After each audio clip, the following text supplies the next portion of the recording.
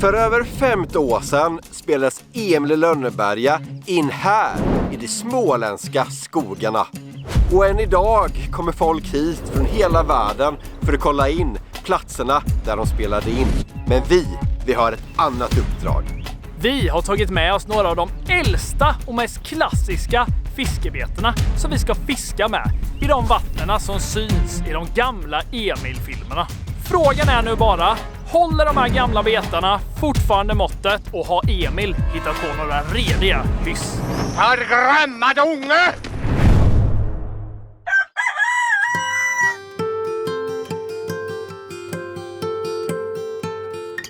Det här är nog en av Sveriges mest kända platser. Det är Katthult och här spelas Emil i Lönneberga in för ungefär 50 år sedan. Men vi ska inte prata film idag. Vi ska ta reda på om sådana här riktiga svenssonbeten fortfarande fungerar bra i modern tid. Ja, det känns ganska galet faktiskt att vara tillbaka här. Det är ju här jag är uppväxt. Alltså inte precis i det här huset, men ett hus som ser typ likadant ut som ligger ganska nära här. Så jag är van vid miljön. Men jag ser ju att Tobbe, han har ju fastnat nu här uppe i flaggstången. Jag kan se hela vägen till Mariannelund. Jag vill se Mariannelund. Och här bakom mig så ser jag ju en byggnad som jag känner igen. Som jag tycker är nice liksom. Och det är ju Emils snickerboa. Där han sprang när jag hade gjort hyss va? Och började tälja sina trägubbar. Ska vi kika in här i snickerboa och se? Emil kanske är kvar här. Åh! Kolla! Här har vi ju de gamla trägubbarna. Och det var ju precis sådana jag gjorde när jag var liten. Fast beten då såklart. Träbeten. Så jag är lite Emil av mig ändå. Får inte glömma haspla. Nu har vi haspa. Haspla ska vi göra sen när vi ska fiska med haspelrullan. Nu är det haspa till att börja med. Vi går vidare. Jag måste se. Jag såg något litet sumphål där nere. Där måste vi kika in vad det kan vara. Det är ju kul att besöka den här platsen. Och det är faktiskt inte Katthult det här ligger. Det här ligger något som heter Gibberyd. Och det ligger väl cirka sådär 20 minuter från Vimmerby socknen här nere. Och faktiskt bakom mig så har vi huset där Alfred bodde. Dränghuset. Ganska nära till huvudhuset där borta som då Emils familj bodde. Här har vi då Emils mardröm, sumphålet eller som Emil kallar det, varggropen. De satte en kov där som kommandoran sen skulle äta upp. Koven finns fortfarande kvar men jag tror nog inte att den är äkta längre. Och här har vi då Trisseboa och här då det är smålängs för utedass.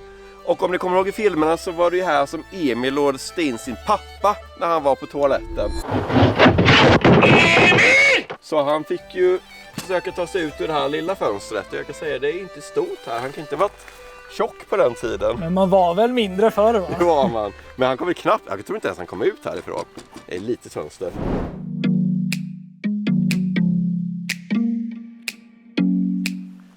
Och här bakom Katthultagården så ligger det ju faktiskt en liten sjö.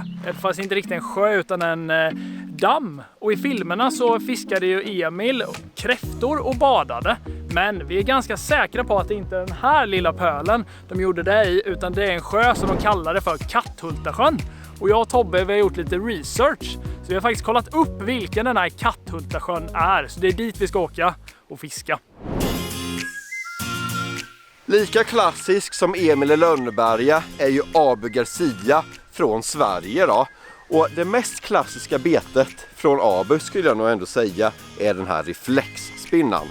Och den här reflexspinnan ligger kvar i originalförpackningen och jag vet inte hur gammal den är men den är säkert så här 30-40 år eller någonting. För att jag vet att de började göra reflex på typ 50-talet eller någonting sånt. Men jag och Edvin har plockat ihop det mest klassiska vi kan hitta i svensk betesväg. Vi har Hilo här, vi har även Atom, vi har mer reflex, vi har Toby och allt möjligt. Så det blir intressant att se nu av de här gamla klassikerna som har designats och fiskats i många generationer fortfarande kan fånga fisk. Nu känner vi oss ganska klara med historiatåren här. Så nu ska vi se om den kan upprepa sig på sjön nu då. Kommer vi fiska kräftor eller kommer vi bada som Emil gjorde?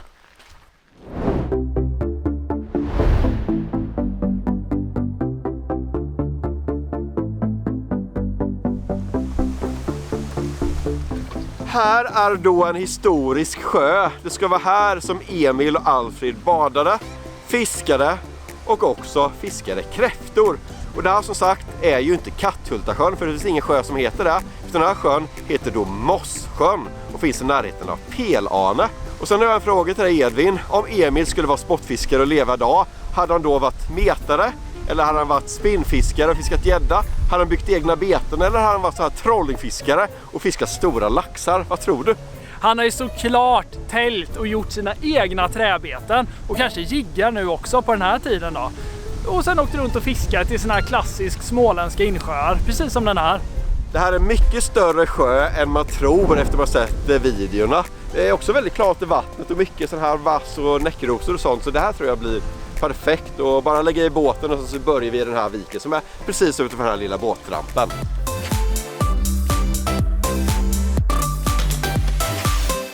När vi lagt i båten och gled utanför bryggan precis, så såg jag massa fint grönt nategräs som bara slingrade sig i det klara vattnet.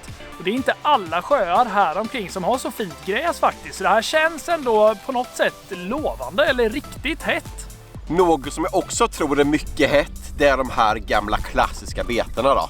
Reflex, Tylo, klassiska, Atom, Rödvit. Men här inte, jag tycker den här var inte så klassisk. Den mest klassiska i Atom är den här, svartguldiga. Och svartguld tycker jag, det man hört förr i tiden, det ska vara bra i såna här klara vattensjöar så här. Är det grumligt ska man ha skrikiga drag, är det klart i vattnet ska man ha svarta, naturliga. Så det här blir bra till mig att börja med. Ja, du ska bara veta, Tobbe, hur många sådana min farfar hade i sin låda. Det var helt fullt med reflex och Atom, va? Så då kör väl jag såklart på reflexen. Så kör vi klassiskt fullt ut från början här. Reflex och Atom i en vanlig småländsk insjö. Så himla vanlig skulle jag inte säga att den här sjön är ändå, Edvin. För att Emil i Lönneberga, han simmar ju här en gång i tiden. Så det är liksom en rikskänd sjö som många vet om. Precis som Atom. Men då är vi redo att kasta ut. Så vi kör första kastet här. Ja! Och vad som är så bra när man fiskar med sådana här gamla klassiska beten, det är att de är så lättfiskade. Det är egentligen bara att kasta ut och veva rakt in. Du behöver inte ha någon speciell teknik eller utrustning, utan ett allround-spö, kasta ut och veva. Samma med Atom, bara kasta ut, veva rakt fram. Det här är en riktig gammal gäddräpare.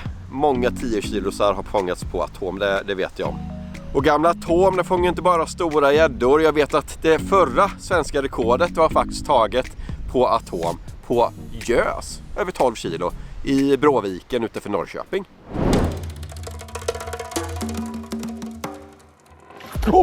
Direkt! Ja, Tobbe! Den tar igen! Jag fick den!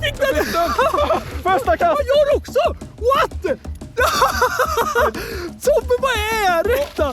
Skojar du? Det var inte ens svårt! Det var inte ens svårt. Kolla, jag fick en abborre. Nej, fick du igen? Ja, jag fick en abborre. Var fick du en abborre? Såg du inte den? Jo, nej. Det var så liten. Det var så liten. Vad är det som händer? En gädda och abborre på första kasten, det är helt otroligt. Men min var så liten så jag kastade i den snabbt, så tar vi en titt på Tobbes gädda som var riktigt aggressiv där. Gamla klassiker sviker aldrig. Sjukt. Alltså det hugget de var ju på så många gånger.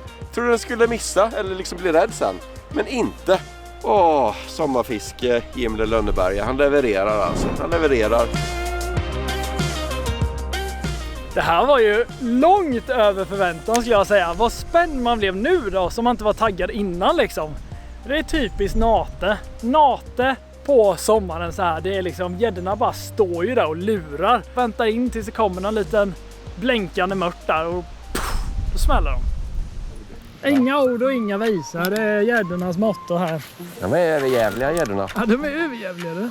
En är väl att vår abborre gädda, det hade inte blivit taberas i Katthult. Ja, det hade inte blivit taberas. Det hade inte varit en redig fest på de där. Ja, drängarna kräver ju sitt, va? Eller Krösa-Maja kommer väl att claima gäddan själv, eller? Jag har borre. Jag har borre på. Jag har borre och älskar reflex. Leverera reflex alltså. Det får du allt på. Abborrar som gäddor liksom. Och alla storlekar också. Inte bara de stora eller bara de små. Utan du kan få jätteabborrar. Och även lite mindre abborrar som denna. Men det är kul. Jag gillar sådana beten som man kan få det mesta på. Det går bra för oss där. Det var en bra första vik. Igen. Kast efter kast. Fiska av alla grässtrån. Här känns det som att det skulle kunna klappa på en stor jäkel. Där. Där. Bättre. Det här kan vara stor abborre. Men jag vet inte vad det är. Nej, det är en lite bättre gädda va? Nej! Jag tappade den. Det var ju en bättre gädda här. Hittade till ett litet stengrund där precis jämte vika. Stokade så här. Och så släpper den, va? Otur. Han har krökt hela spinnan här. Då får man ta och böja tillbaka den lite så den blir rak igen. Ja, det var nog så här Emil kände sig när han fiskade kräftor och inte fick något liksom. Nej. Men det kanske här de lite större gäddorna går då. Lite djupare.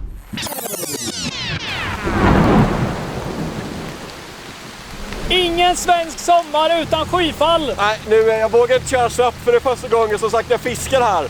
Men jag vill in till bilen innan vi blir dyngsura. Kom igen nu! Det var så här man gjorde förr. Man hade en stor Mercury-motor och en Volvo där inne och sätta sig. Volvo hade man kanske inte heller. Det kom nej, Tobbe! Jag vill bara att vi kommer in till land nu. Fy typ, vad är det här? Usch! Spring! Nej, vi når inte in! Hoppa! Ja. Det här kommer gå åt skogen, Tobbe. Va? Nej!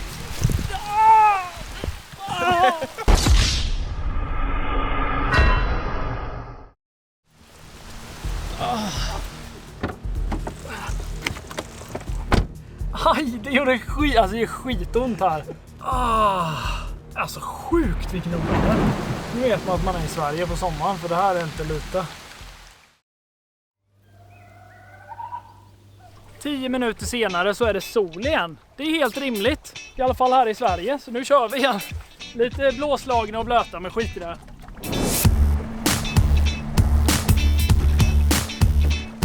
Tillbaka till där vi avbröt vid grundet. Ska jag ta den där som jag tappade? Gör det, eller kan jag finna större här också? Det tror jag verkligen kan jag. Både sten och nate här. Det är de 2 bästa strukturerna, enligt mig. Där! Har du, Tobbe? Det är lite bättre kanske. Atom! Ja, det är ju största gäddan för dagen. Men den var ju inte stor då. Men det är ändå kul på atom alltså. Edvin drar alla abborrar och sen så drar jag typ alla gäddor. Jag vet ju vad man säger. Efter regn kommer gäddor. Det är sen gammalt. Det är sen Emil levde. Ska jag ta farfarsgreppet, Edvin? Det måste du göra, det gjorde man förr. Har man så här och sen så håller man upp så här. Och lättavkrokad också. Så här höll man för. Egentligen så höll man ögonen, men det vill jag inte göra. Och man släppte inte tillbaka hoför heller. Utan då tog man hem och åt. Och ensam gjorde gäddfärsbullar med pepparrot. Men så kul ska vi inte ha det idag. Så där kul ska vara. Men pepparrot fanns inte förut, Tobbe. Jo. Det är ny krydda. Nej, pepparrot fanns ju. Man åkte alltid gädda med pepparrot förr i tiden. Det gjorde man för den dödliga gäddsmaken.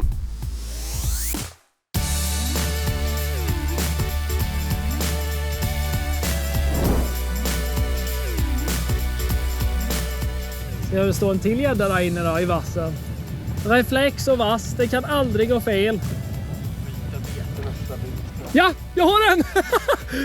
Jag sa ju det! Det kan aldrig gå fel, det var så flockas gäddor där. Så sjukt kul det här fisket är alltså. Och simpelt. Bara kasta och veva. Och göra mothugg när det hugger och fighta. Det är han. De här gäddorna är lite roligare att fighta på lätt utrustning.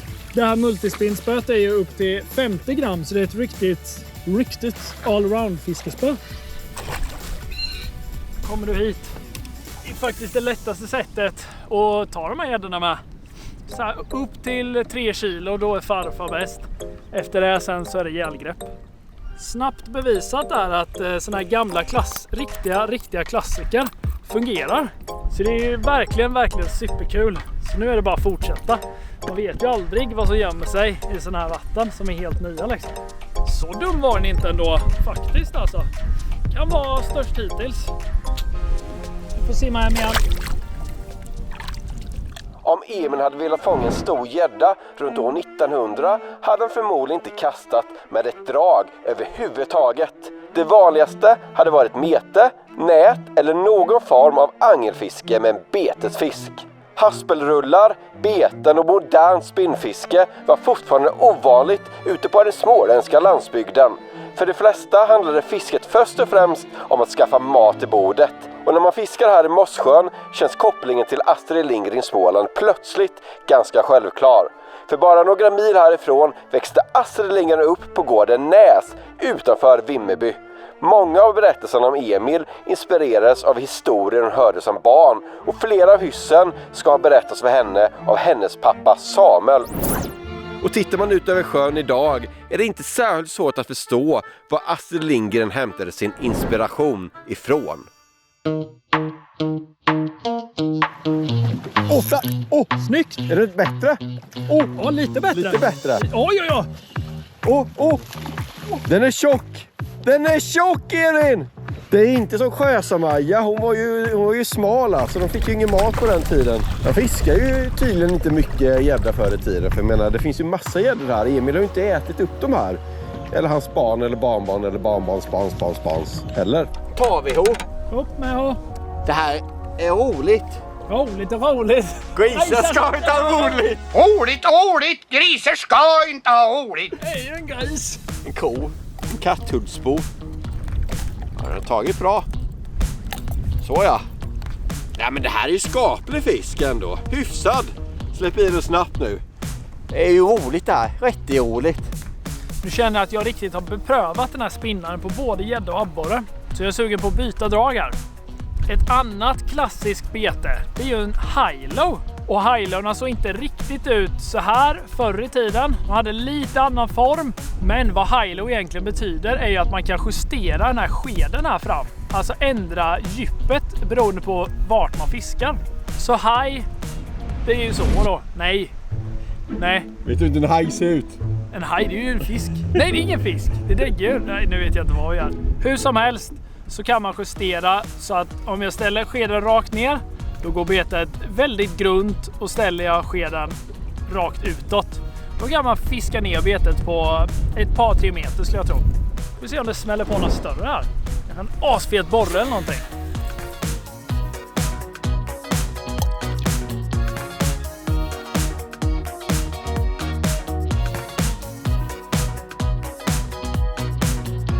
Där har jag en borre. Eller? Ser ut som en gös. Typiskt sommarborre. Kolla vad glupsk. Alltså den här är ju färgad som en abborre. Och så fick jag en abborre på abborre som är typ lika lång som den abborren. Det är som att de aldrig har sett mat i den här sjön.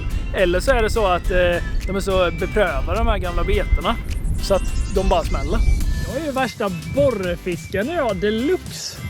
Och Tobbe drar mest gäddor. Abborre marodör. Det verkar vara gott om abborre i den här sjön. Oj, ja! Där! Abborre. Stor abborre. Nej. Jo. Nej. Jo. Stor abborre. Fin borre på atom. Atom. Jättefin ja. Ja.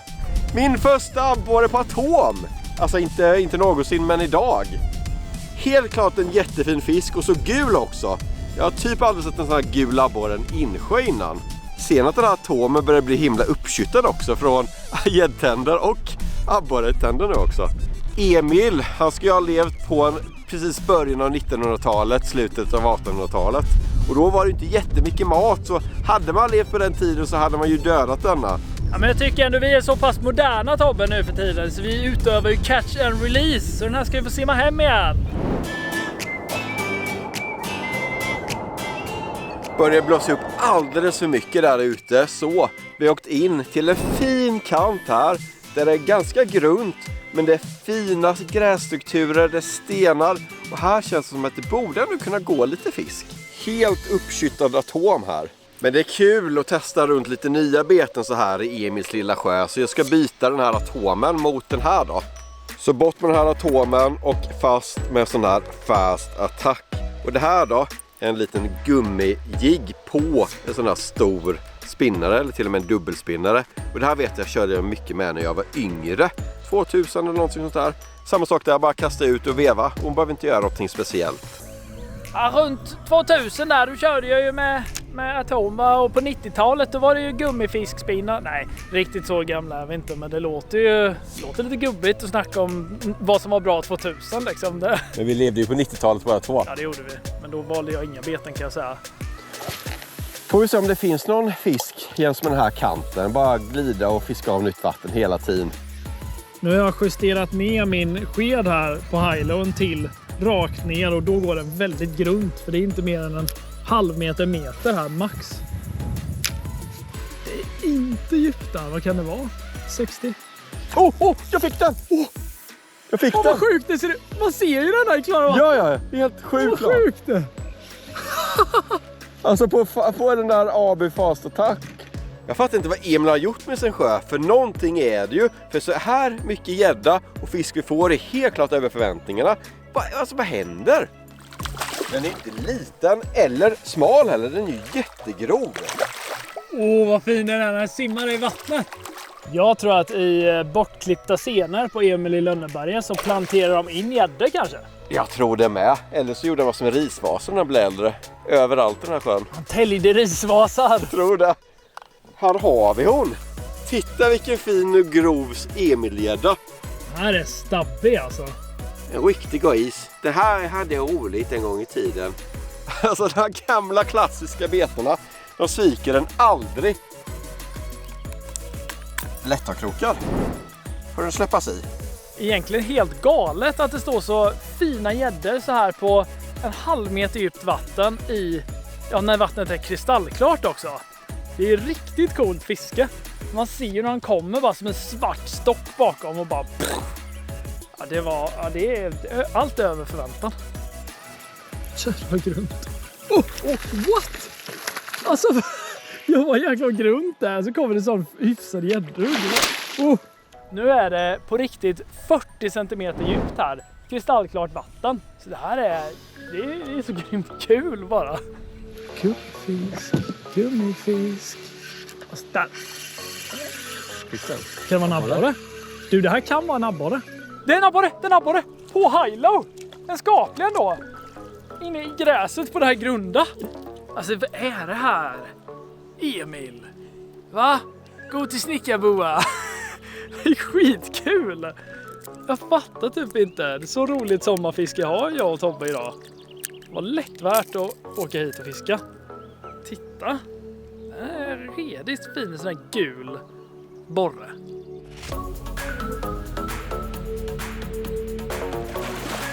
Roliga är ju att de här klassiska betorna från Abu, Atom till exempel, den gjordes på 1940-talet. Och det är ungefär 85 år gammal design. Och den här reflexen, den är lite yngre, gjordes på 1950-talet. Och det tycker vi ju är gammalt, men Emil i Lönneberga ska utspela sig på slutet av 1800-talet, början av 1900-talet, så för ungefär 125 år sedan. Alltså ungefär 50 år innan de designade det här betet. Så man kan ju säga att Emil kanske inte fiskade med just Atom när han var ung, men hans barnbarn kanske fiskade med Atom när de växte upp.